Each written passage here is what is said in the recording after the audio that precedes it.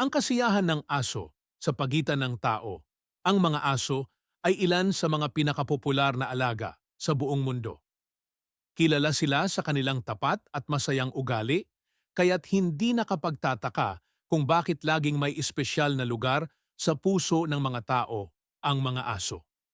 Ang kanilang kasiyahan ay hindi nakabase lamang sa mga bagay na materyal, kundi sa pagmamahal at atensyon na ibinibigay ng kanilang mga amo. Isa sa mga pangunahing katangian ng mga aso ay ang kanilang likas na tapat na ugali. Mabilis silang magtiwala at lumikha ng ugnayan sa kanilang mga amo.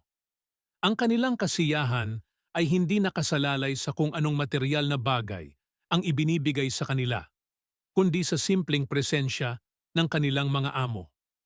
Kapag ang isang aso ay nakasama ang tao na kanilang minamahal, kahit na simpleng pagpapakita ng atensyon o pagmamahal, ito'y nagdudulot ng kaligayahan sa kanila.